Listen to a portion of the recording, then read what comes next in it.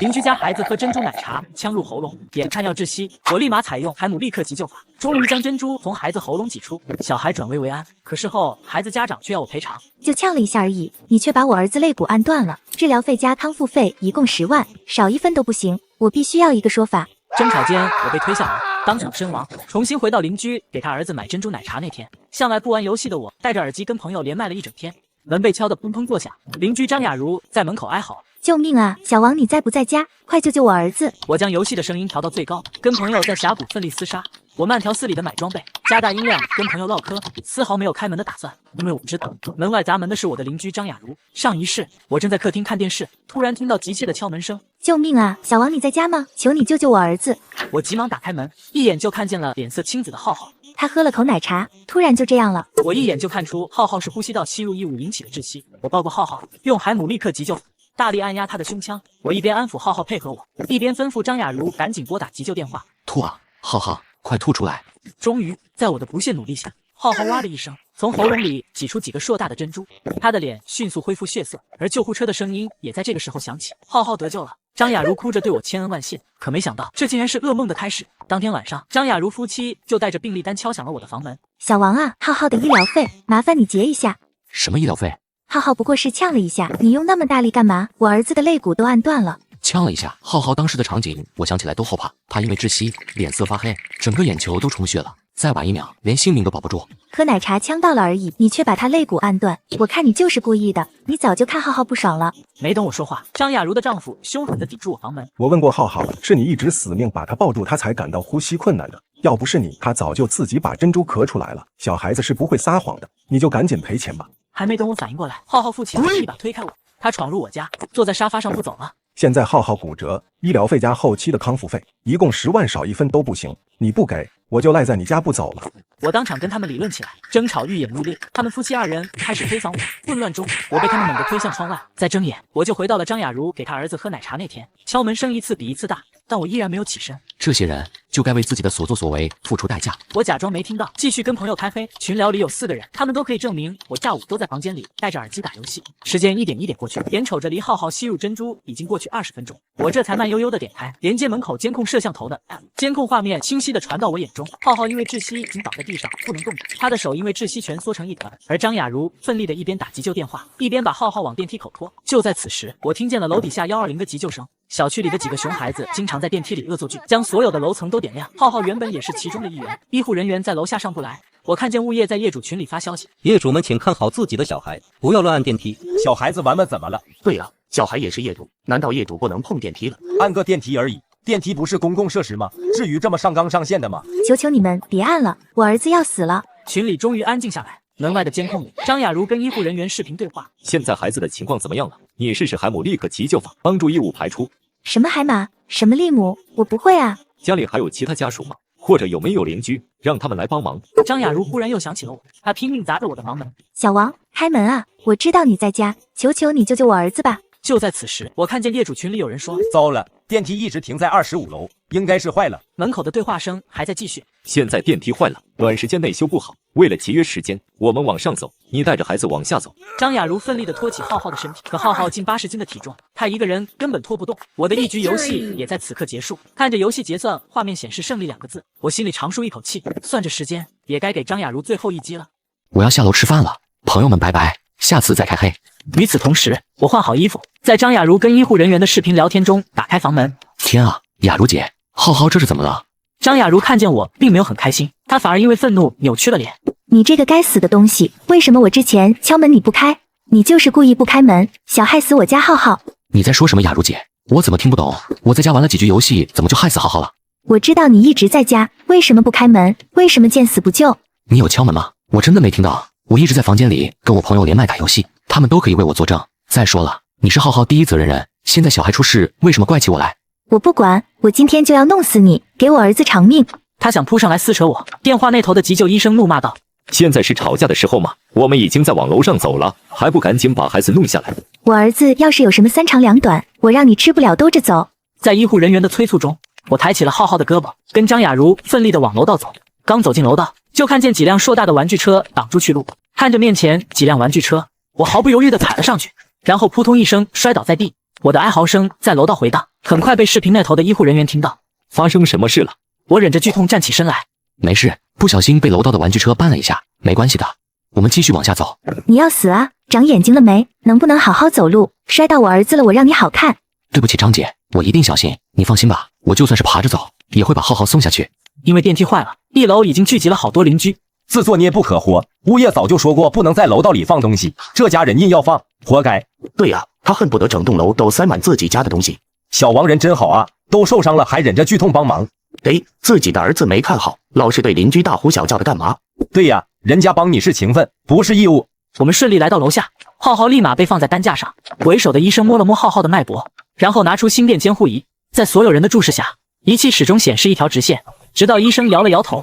窒息时间太久了，家属结列吧。我先是愣在原地，满脸写着不可置信。不可能，浩浩怎么会死？浩浩，你再睁开眼看看哥哥，哥哥给你买棒棒糖吃，都怪哥哥今天在家玩游戏，没有听到你妈妈的敲门声。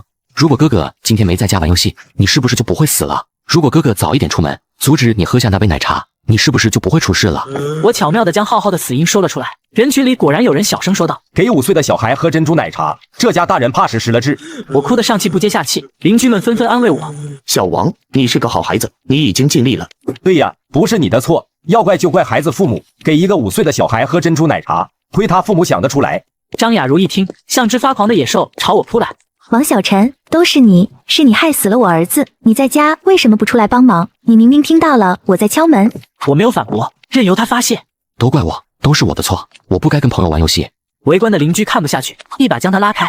我说你这人是不是不讲道理？你儿子出事跟你邻居有什么关系？你这个做父母的不是第一责任人吗？就是，你看人家小王都摔成什么样子了，成这样了还帮你忙，从抬着你儿子一路狂奔到18楼，连气都不带喘一下的。做人不能这么没有良心，把自己的错推到别人身上。我的膝盖流着血，邻居们都在为我说话。都是我的错，我不该戴着耳机打游戏，没听到雅茹姐敲门，是我的错。看见雅茹姐给浩浩喝珍珠奶茶，我应该及时制止的。就在这时，去掉监控的物业人员出现了。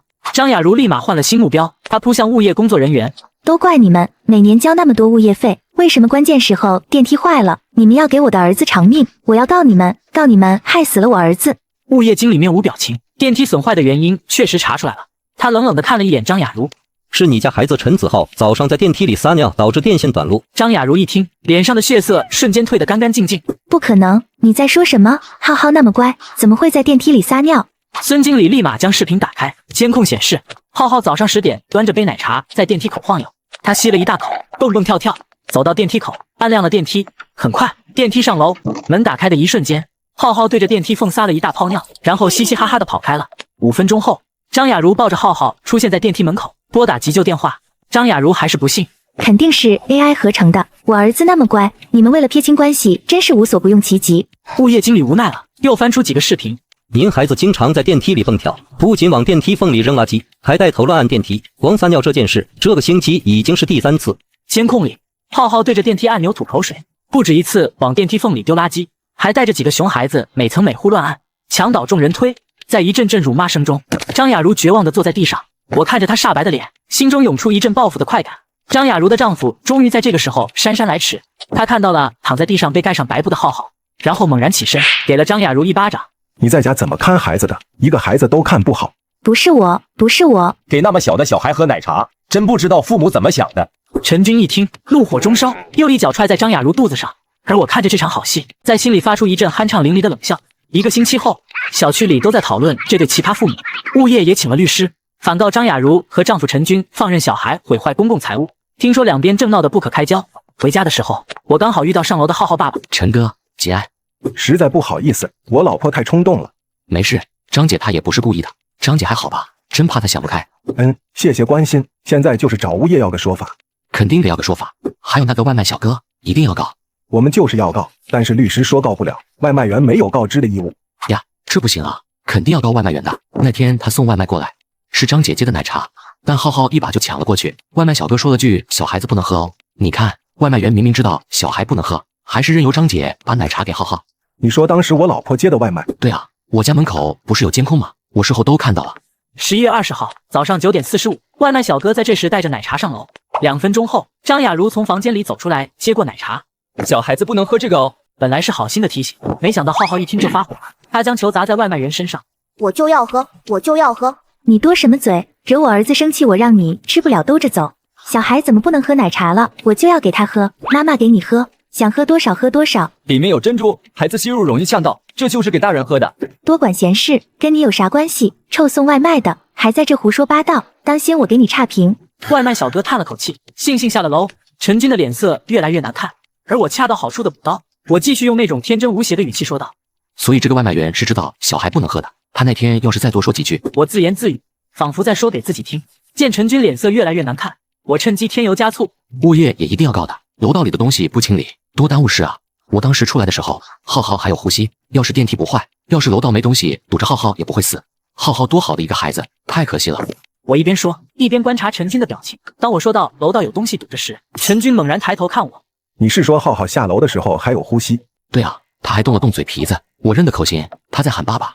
我的话果然像惊雷一样在陈军头上炸响，半天没说出一句话。几分钟后，他才哭喊着一句：我的浩浩啊！就在这时，在屋里直播的张雅茹听到动静冲了出来。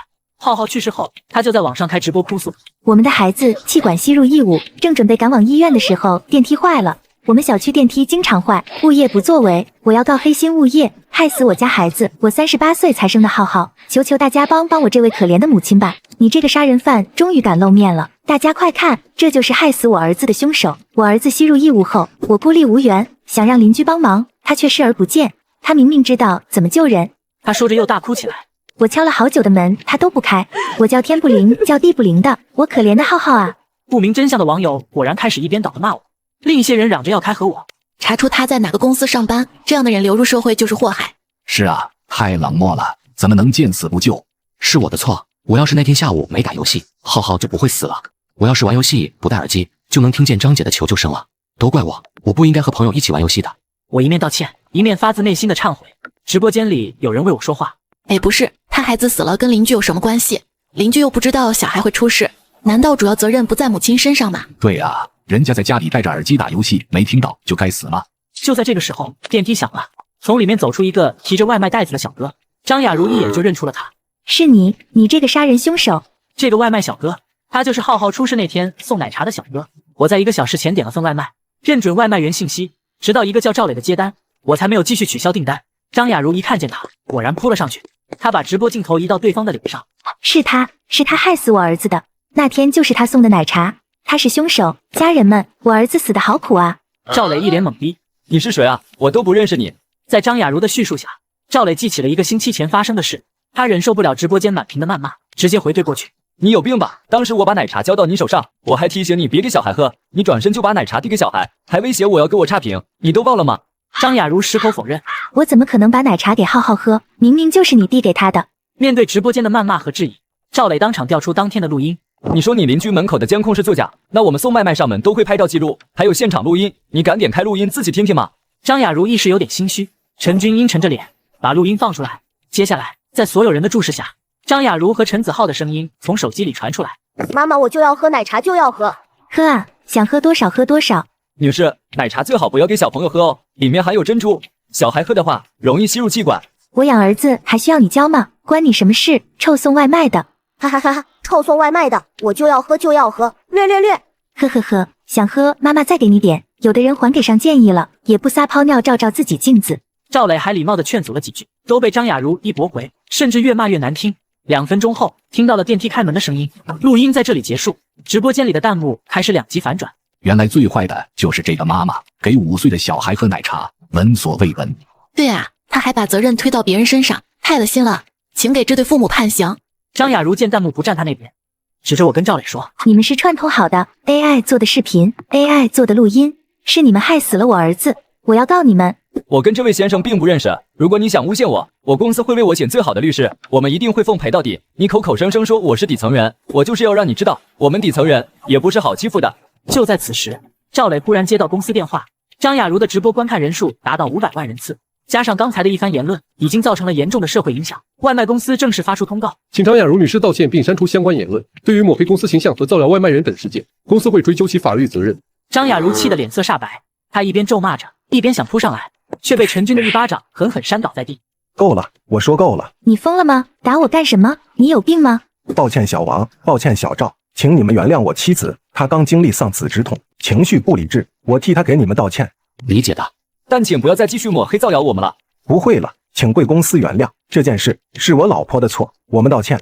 陈军全身发抖，眼睛里迸发出我从未见过的神采，是气愤，是羞耻，也是仇恨。他不断道着歉，一把将张雅茹拖进房间，在监控看不见的地方露出满意的微笑。我的目的就快要达到了。当天晚上，3502爆发出前所未有的争吵。首先是东西被砸的声音，然后是男人的怒吼，接着是女人破碎的哭泣。我坐在客厅，关掉电视的声音，悠然自得地听着楼道里的争吵声。这居然是我近半个月以来听到的最美妙的声音。我甚至能想象出3502的画面。为什么在小孩第一次向电梯里尿尿的时候你不制止？为什么自己家孩子是全小区口中的魔丸？教育小孩的时候你不参与，现在浩浩出了事，全部都怪在我身上。我不给他喝奶茶，不依着他，他会哭上一整天。他撒起泼来，5个人都拉不住。在需要你的时候，你当缩头乌龟。现在浩浩死了，全部都是我的错了是吗？丧偶式育儿说的就是你。你真好意思啊，陈军，跟你结婚是我这辈子最后悔的事情。我的眼泪也流了下来。我忽然想起上一世，我明明救了人，在他们嘴里却成了害人。刚大学毕业的我，莫名其妙背上10万债务，被他们夫妻2人合力推下楼时，我到底做错了吗？我到底该不该救人？所以重活一世，我想清楚了，我不救。3502的争吵声终于在凌晨3点彻底结束。一阵巨大的砰声之后，小区里有人发出了尖叫。很快，我在业主群里刷到消息：3502夫妻在家起争执，丈夫一怒之下将妻子推向窗外，妻子当场死亡，丈夫自首。众人唏嘘中，一场闹剧彻底结束。